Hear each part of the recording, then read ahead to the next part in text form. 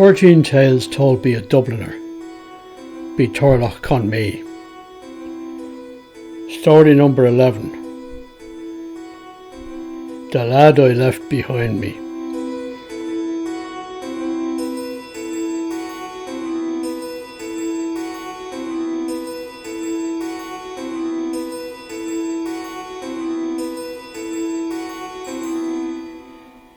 When I left school, I decided to go on to college.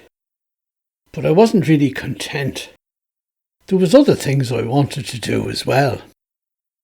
I loved music, and I longed to be a musician then, even though I'd never learned an instrument, except for picking out tunes on an old guitar.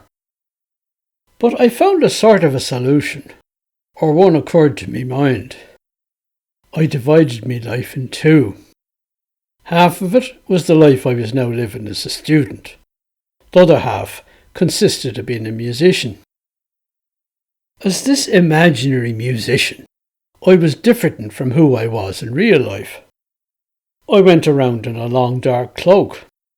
I had a job at my old school as a music teacher. I loved the sound of strings and went so far as to found a chamber orchestra there. There was a whole class that belonged to it. They were all real enthusiastic and glad at being able to make music as a group. I practiced with them in an old disused classroom off the main building. There were classes of boys clumping up and down the stairs beside us twice a day, but neither they nor the teachers ever guessed we were in there. In the end, after practicing for 2 terms, we were ready to give a concert, and both teachers and parents were amazed at how well the young lads played. I forget what it was we played, something modern, like Bartok.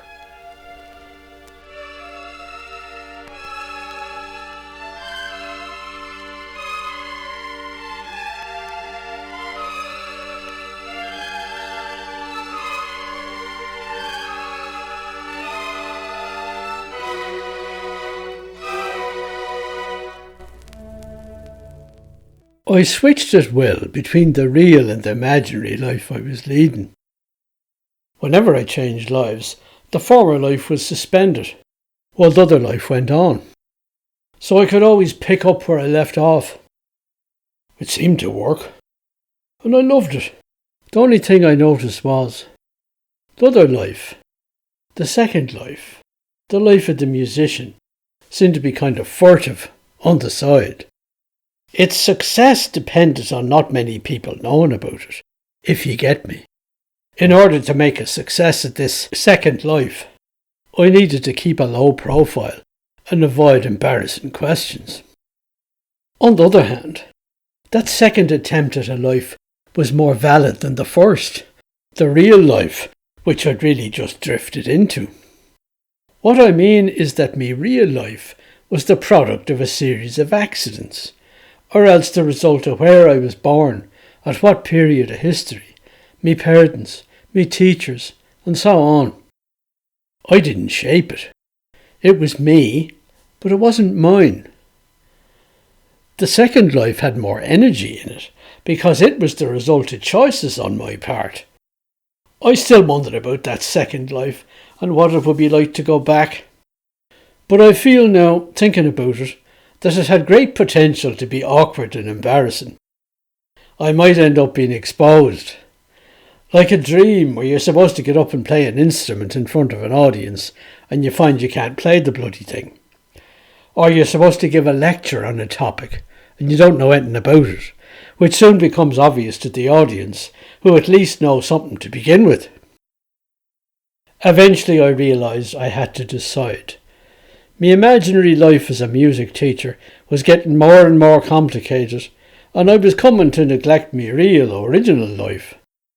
But I realised that if I did plump for one, the other would be gone out of my grasp.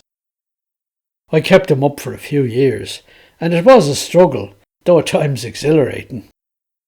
Finally I found that the door to my second life was closing, and I was able to let that happen, because there were now things in me main life that I wanted to do. Me main life seemed to be going somewhere.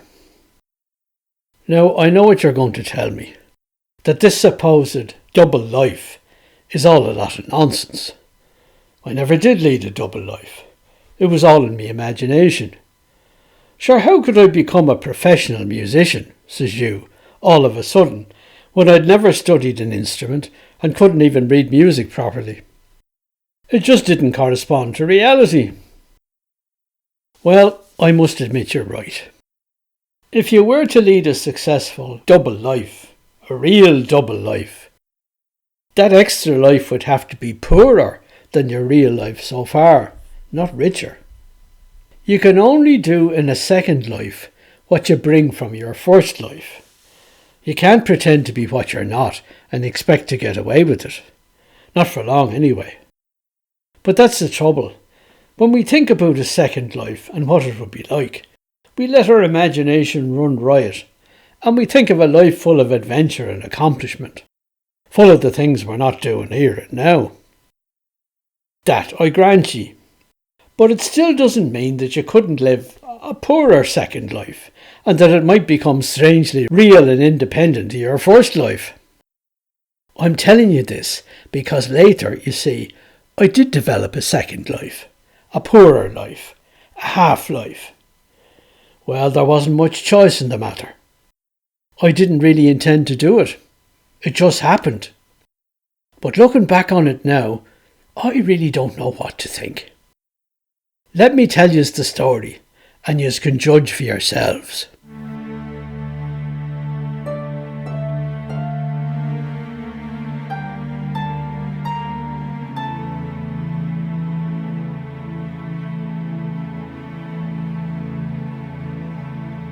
By the time I finished up at college, I'd found something to do. I emigrated to Canada. That was a whole new thing, and it filled me life for a while. Me real life, me first life.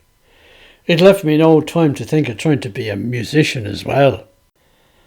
As an Irish lad, I was able to get work over there soon enough.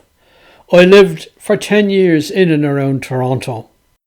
I worked at all kinds of jobs, whatever I was able to get. Mind you, there wasn't always work. Sometimes I'd be out of work for quite a while and down on me uppers. It used to feel kind of hopeless. I felt just like all the Canadian fellas I used to see hanging around, and them in their jeans and jean jackets and old plaid shirts that didn't have work, and it made their day to get their hands on a 6-pack of beer. I used to hear them, or some of them, being described as low-life types, the losers of society that no one wanted to see around. I felt like one of them myself after a while, I don't mind telling yous. The worst thing you can be in North American society is a loser. No one has much sympathy with you.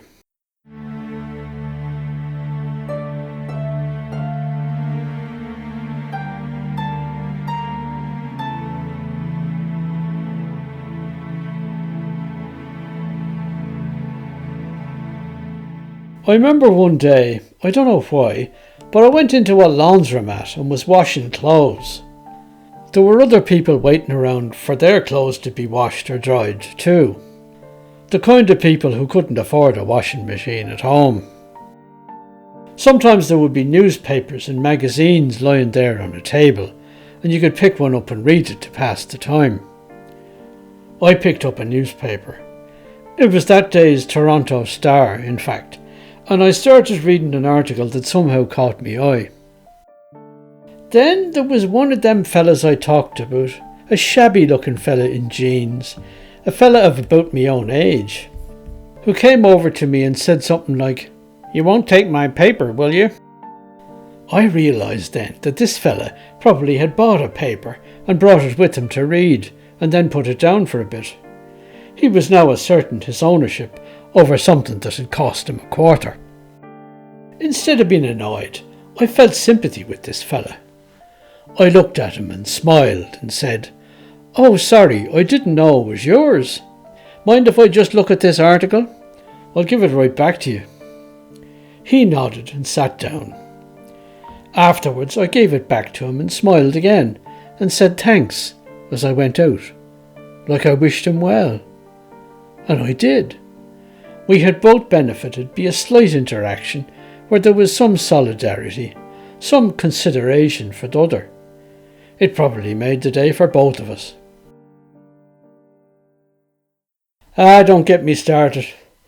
Don't get me started on the loneliness. I can think of the desolate loneliness that reigned on the streets at night. I think of music that I used to hear. Electric guitar music it was, and it seemed to sum up all the vastness and emptiness of the highways in North America, stretching into infinite distances.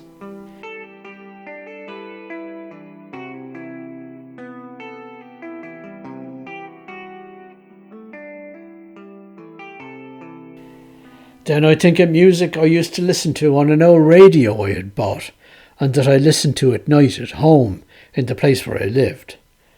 I used to tune into a programme of light classics that was on at a certain time in the evening. The music echoed through me, through the emptiness within me. I remember how I used to feel desolate, but somehow consoled, when I heard an orchestral version of that thing, Tristesse of Chopin's. I remember that my father in his young days had known it as a song. Someone in England had put words to it at some point, and Richard Tauber used to sing it.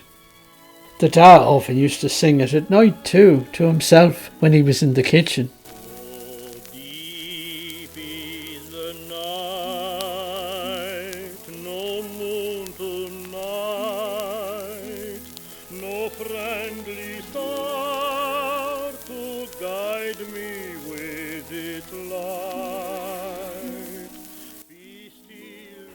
I used to hear him. I set little store by what he sang. But now the words he and Richard Tauber sang came back to me. How deep is the night, no moon tonight, no friendly star to guide me with its light. And that seemed to express the hopelessness and loneliness in my life. Of course, I never wanted to tell anybody about that. Either people I might know there in Toronto or people I was writing to back home in Dublin. That kind of a gaping hole in your life is something that's best kept to yourself. Anyway, I don't want to go on about that. It wasn't always bad. Sometimes when I was working away at a job and earning good money, I was quite optimistic and would enjoy life in spite of everything. There were women in my life too. Women who somehow drifted in and out, but they seemed as lost as I was. I felt even more lost when I was with them. There was a dreadful empty look in their eyes when I looked into them, and an emptiness in all their attempts at talk. It was really the whole of North American society that got me down. I was never happy there because I could never fit in, and I never really counted to anybody.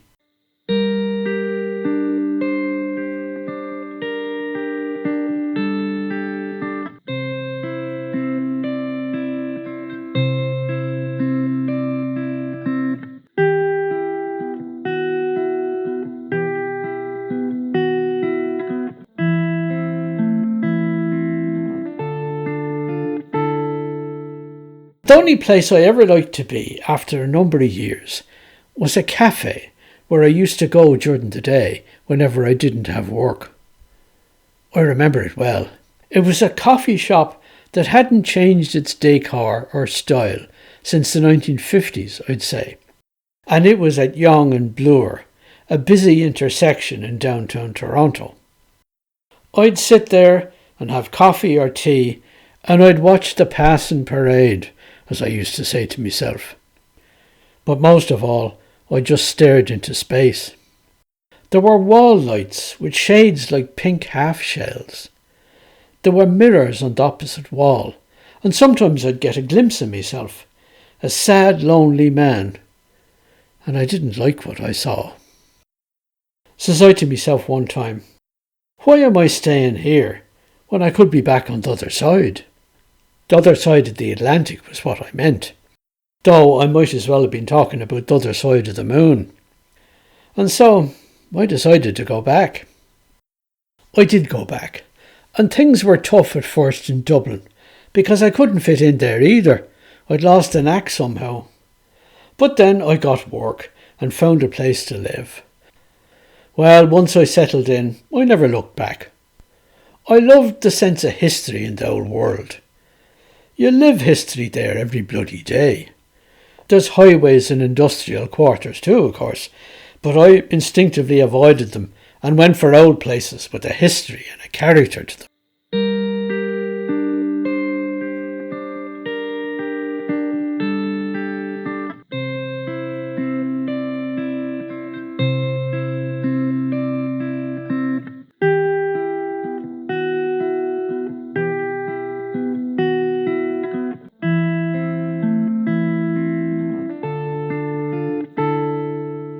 One time I went back to Toronto on a visit, for I still had some relatives there who had been kind to me when I lived there, an uncle and an aunt, and I wanted to see them. And of course I could afford it now. I was curious too about how the place would seem to me. Well, there was a bit of nostalgia, but I really wasn't missing Toronto, I found. I couldn't resist going back to the old cafe where I used to go. And of course it was still there, at the corner of Yonge and Bloor. I don't know what it was that made me go there. Maybe it was that I wanted to gloat that I'd now escaped that and left it all behind. Anyway, there was the old cafe. Same door, same lights and decor inside. I went in and it didn't seem so special now, but I felt a bit of what I felt when I used to be there. But I got a terrible gunk when I looked over and saw myself sitting at a table, just like I used to be, just like I used to see myself in the mirror. This fella looked sad and lonely, as I had been. It was such a shock to me that I turned tail and fled out of the place. I don't know how long it took for all this to happen. When I saw him first, I had a feeling of dread and just stood there transfixed, waiting for the thought to catch up with me mind that there was somebody across the room, and he was me. Then it took a little while longer for me to look around the place, helplessly, saying to myself, wordlessly, this can't be happening. And then realising that it was, and what am I going to do about it? The room seemed to be spinning slowly around me. The lights, the mirrors, the tables and chairs. It was then I turned tail and fled. I got out among the crowds along Yonge and lost myself among them, just putting one foot in front of the other. But all day, walking around Toronto, I couldn't get this out of my head. And so, as darkness was falling, I made my way back. After some hesitation, I opened the door and went in. The place was almost empty now, between the day and the night crowd. But there was myself, or me double, sitting over in the corner. Hardly knowing what I was doing, I went and stood before him. The fellow looked up, and his eyes were full of sadness, if not reproach.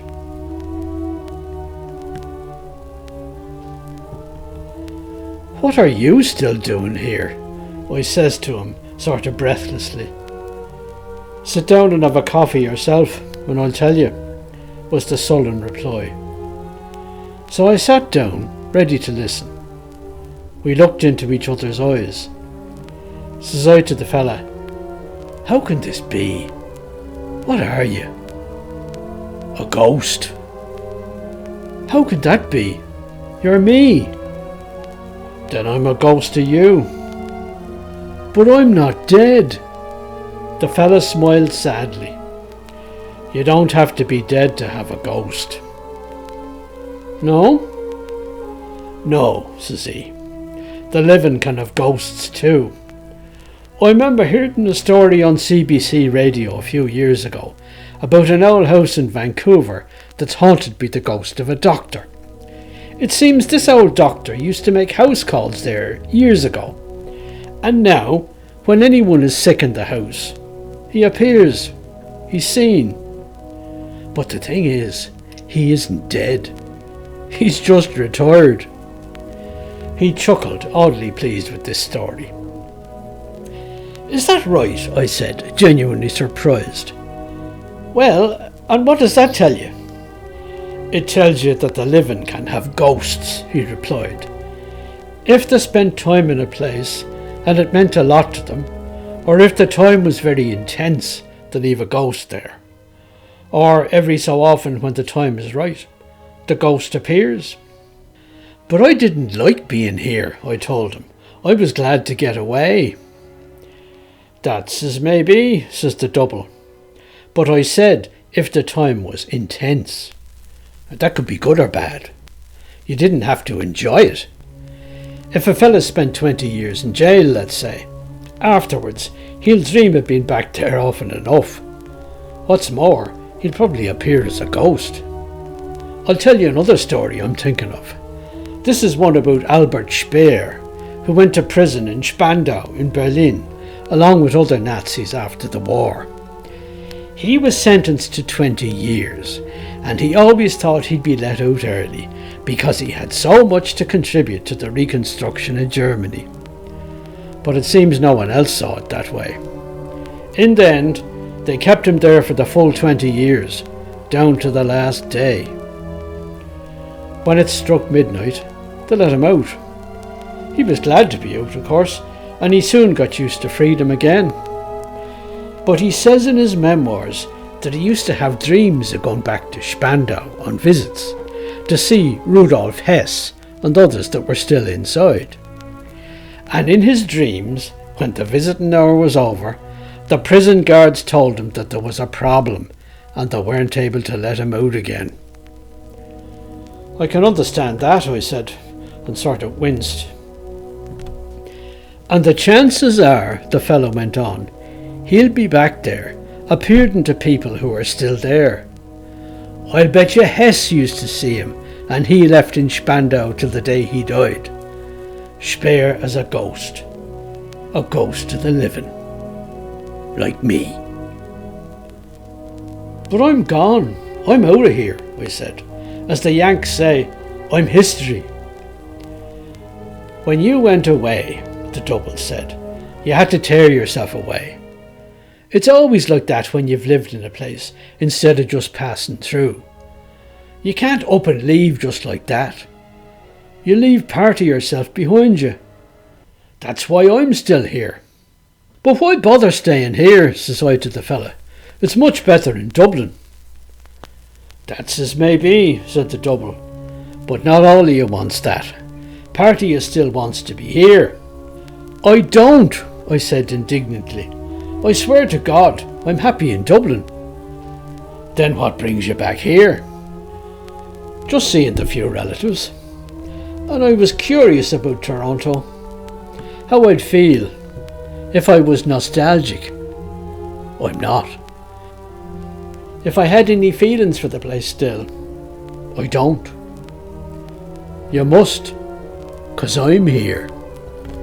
"Have a titter of wit, man, and leave this place like I did," I said. "You'd be better off."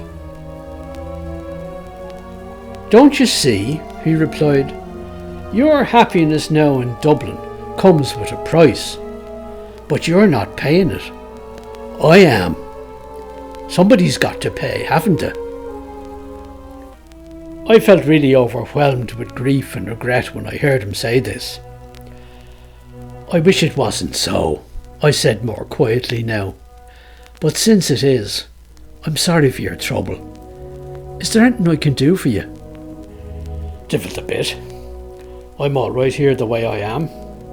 And knowing about your happiness is a kind of consolation. It is. It makes my fate easier to bear. Just remember though, whenever you come back, I'll be here waiting. So maybe you could drop in then and pay your respects like." "Aye, I'll do that," says I. I paid the bill for both of us, and I left the place with a heavy heart.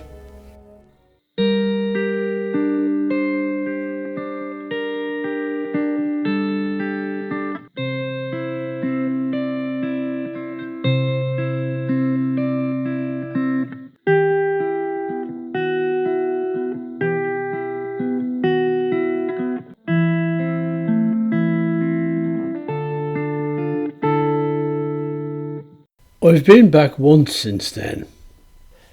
I meant to go and see your man in the cafe, but somehow I never managed it with all the things that were happening. Now years have gone by again, and uncle and aunt have died, and I really don't have much in common with their grown-up children. So I haven't been back, and I don't know when I'll be back. Maybe never. I suppose that's it. I feel like as if the door to Canada is closing now bit by bit, and soon it'll close completely, and I'll be here and not there. You know what I mean? I'll be over here in Dublin for good. Even now I notice that I don't think of Toronto all the time the way I used to. I don't wonder what's going on there right now like I used to. Calculating the time difference in me mind. Subtract 6 hours, I always know. It ceased to be a world parallel to this one, which goes on even though I'm not there, and which I can always go back to and pick up where I left off, as it were. No, it's become one of those other places in the world where I am not, and it makes no difference that I'm not there. The chances are I'll never go to any of them places, and it'll make no difference to me or to anyone. That's how I'm starting to feel about Toronto now. It's just a place where I am not, because I'm here and not there. It's becoming a there, just like every other place that's not here. I do wonder about him. Has he got used to the idea that I'm not coming back? I imagine him fighting the disappointment after a year had gone by and I never looked in the door at the cafe. I imagine him now, maybe slumped in his seat, with his head in his hands. What'll he do if I never go back? Because that's what it looks like now. I suppose he'll fade away and die. What else would he do? He has no reason to go on existing if I, the one that created him, or left him as a trace of me, have nothing to do with that world. If it doesn't mean anything to me. Quite to the contrary, I think of me 10 years there, and I realise now that I never fitted in there. Was always the odd man out, always saying the wrong thing, always a fifth wheel, as they say over there. No wonder I felt so lousy. I just couldn't admit it to myself. There never was any hope. And what about him now? Is he going to get the message from me failure to return? Will he waste away and die, and be buried there in some sort of an anonymous graveyard plot? Or will he take it into his head to jump off the Bloor Street viaduct, like someone else I read about recently, an unsuccessful writer? When I think of his life there, and how disconsolate and hopeless it is, surely the best thing would be for it to end some way or other. Then again, he may live exactly as long as I do, and die on the same day. I can imagine us breathing our last in unison, in 2 different hospital beds, thousands of miles apart.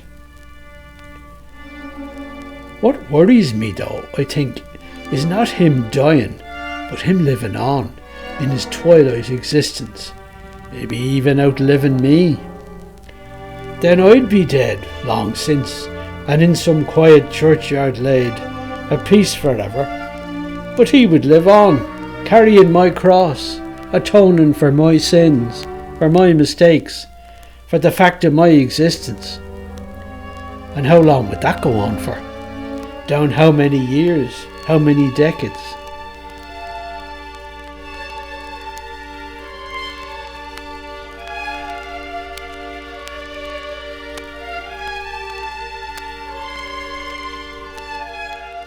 If there's anything worse than living in 2 places and not feeling completely settled in either, it's losing one of the places and feeling that that party is gone as well.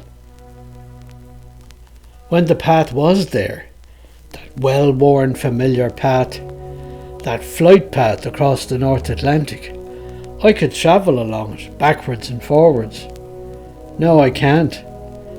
That other world, that parallel world, is behind a closed door, and there's no point in me wondering what's happening on the other side of the door, because I have stayed away and failed to keep the door open, and I've lost the right to know or care what's happening there.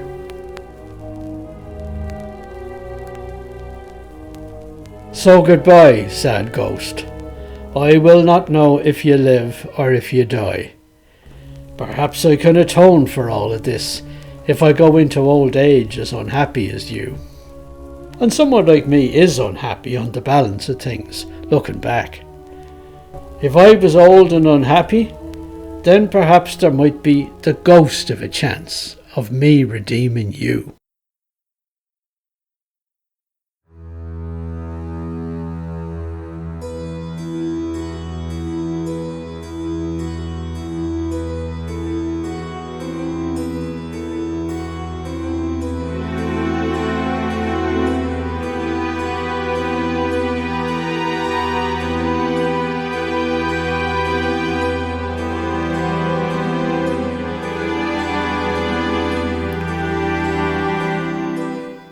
Yous have been listening to The Lad I Left Behind Me by Turlough Conmee from 13 Tales Told by a Dubliner.